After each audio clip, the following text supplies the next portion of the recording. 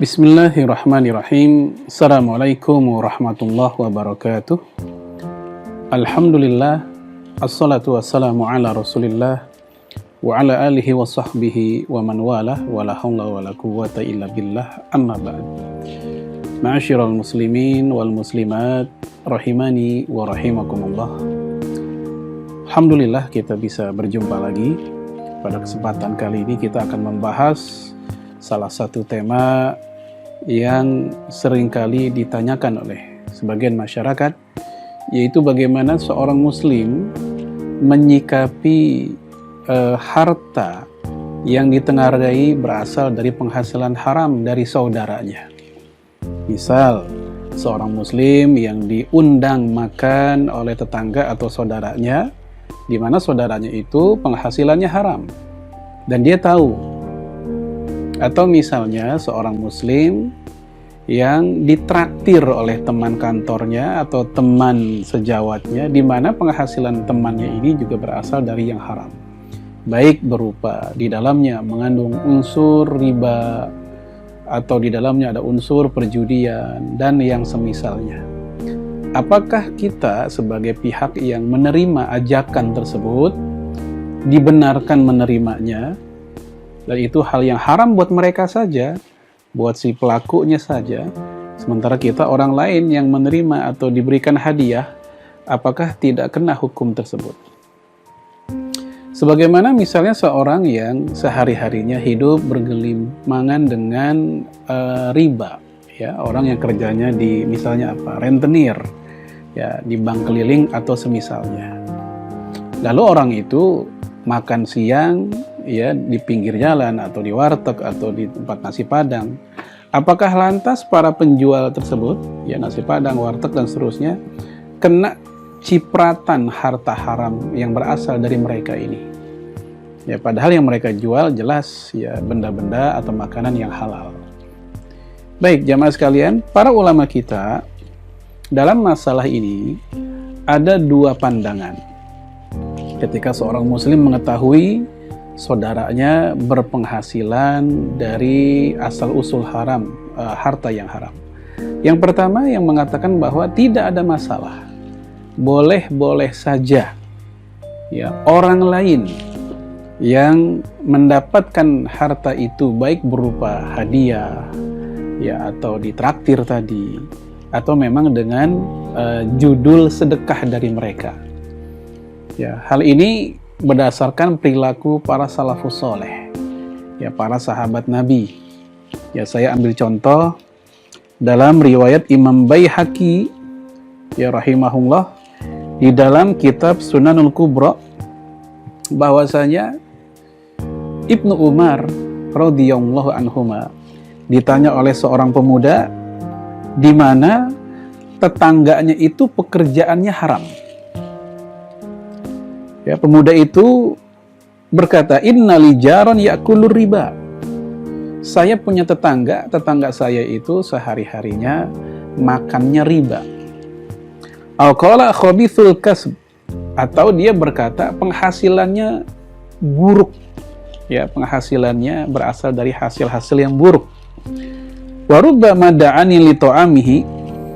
Nah, kalau seandainya dia ngundang saya untuk makan, ya, untuk makan di rumahnya atau ditraktir, afa ujibuhu, apakah mesti saya merespon, mendatangi undangannya itu? Jawaban Ibnu Umar adalah na'am, iya. Ya, ini Ibnu Umar. Sementara sahabat Nabi yang lain, ya, seperti Abdullah bin Mas'ud radhiyallahu anhu, sebagaimana yang diriwayatkan oleh Imam Abdul Razak di dalam kitab Al-Musannaf, bahwasanya ja'a ilaihi rajulun, datang seorang laki-laki kepada Abdullah bin Mas'ud. Ya, laki-laki itu bertanya, "Innali jarun ya'kulur riba." Saya punya tetangga dan tetangga saya itu makannya riba. Ya, jadi penghasilannya dari yang riba. Wa innahu la yazalu yad'uni. Nah, dia senantiasa ngundang saya terus. Jadi selalu diundang untuk makan. Faqal, maka Ibnu Mas'ud pun menjawab, "Mahna'uhu laka." ya untukmu dapat enaknya. Wa ismuhu alaih, adapun dosanya buat dia. Jadi dosa status keharaman itu ya buat si pelakunya, karena dialah yang bekerja mendapatkan hasil haram tersebut. Adapun ketika dia menyedekahkan atau menghadiahkan ke orang lain, maka orang lain ya tidak kena hukum haram tersebut. Kemudian juga dari Salman Al-Farisi, ya masih dalam kitabnya Imam Abdul Razak Al-Musannaf, bahwasanya ya Salman Al-Farisi berkata, "Idza kana laka shadiqun amil au jarun amil au dzu qurabatin amil." Kalau seandainya di antara kalian punya tetangga, kawan, kerabat yang pekerjaannya pekerjaan yang haram, fa ahdalaka hadiah, kemudian dia ngasih hadiah kepada Anda, au da'aka ila ta'am, atau ngajak makan, ya faqbalhu, maka hendaknya terimalah ajakan makannya itu. Kenapa? Fa inna mahna'ahu laka wa ismuhu alaih, karena buatmu dapat enaknya, dosanya buat dia. Nah, jemaah sekalian, ini kita lihat 3 sahabat Nabi radhiyallahu anhum, mereka tidak mempermasalahkan bagi seorang muslim yang diberikan hadiah oleh orang lain, di mana orang lain itu diketahui penghasilannya haram. Nah, berbeda dengan pencurian. Ya, kalau pencurian itu bukan milik mereka, ya maka itu harus dikembalikan ke yang punya. Itu cara tobatnya, bukan dengan cara disedekahkan ke orang lain. Ya. Kemudian dari Syekh Muhammad bin Shalih Al-Munajjid, dia mengatakan, wa ammal muharram likasabihi fahuwa alladhi iktasabahul insan bitariqi muharram.